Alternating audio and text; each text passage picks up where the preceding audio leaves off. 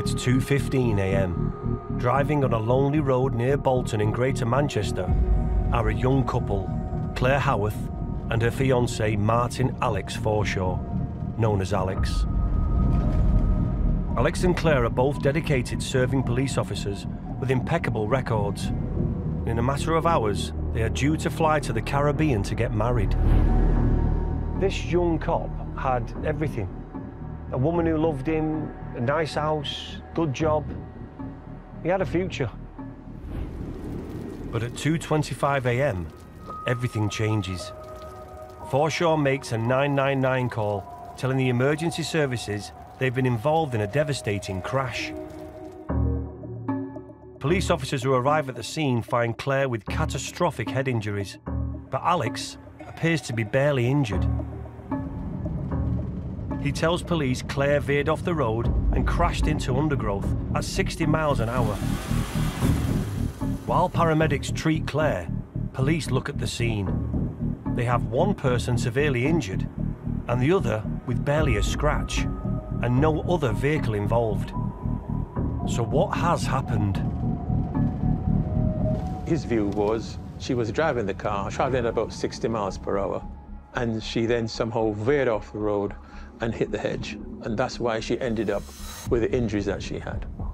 Experts arrive at fatal accidents and they measure everything.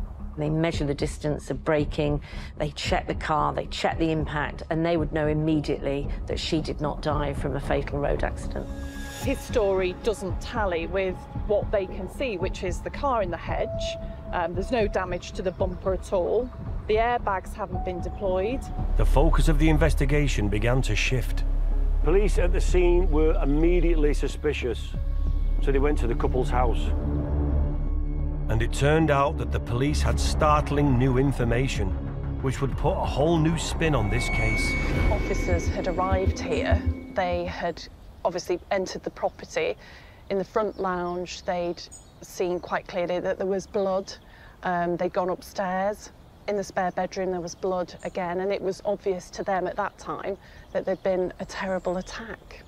So obviously that's where they start piecing together that the accident was just something that he'd put together. That's right, it didn't make sense. The search would have been taken place initially by those officers who had contained it to look to see if they could find a weapon. Right. She had an injury to her head, significant. They have to look for the weapon, because a lot of times a weapon is concealed or thrown nearby. Howard's showing me the scene that officers were dealing with. Normally, from my perspective, you'd look in within 50 yards of where that vehicle is. Can you find anything? If you think that there's likely to be, you can extend that cordon that you're doing. So the officers would have had a search parameter and they'd work to that. So the field would be the next place they would look, because it's obvious she had been hit with something, an object, a heavy object. So the chances are it could still be there. And they were right, because they then found it in the field nearby. And what was it? A lump hammer. Under questioning, Forshaw stuck to his story about the car crash until they find the hammer. Then he changes his story and claims he and Claire argued in the house and he is the victim. Something happens, but what actually does the evidence tell us? We know things went wrong and it looks as if he wanted to end the relationship with Claire. And apparently he says that, you know, he tried to tell her he wanted to break off with her and she attacked him. And rather than just ending it, the red mist has come down from him and then he's ended up killing her. He got hold of a hammer, which I've got a copy of the hammer here, a photograph of a similar hammer. That's it there.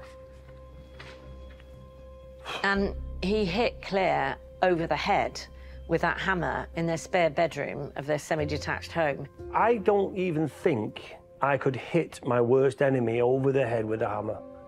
You gotta know that's gonna do some serious, serious damage. I can't help but think there's more to the attack than meets the eye. There's got to be a reason. There's got to be a motive. But what? I'm going to look at Forshaw's background more closely with former Detective Chief Inspector Howard Groves. He tells me the detectives uncovered key information about Forshaw's private life and his relationship with his ex-partner, Lisa Charles.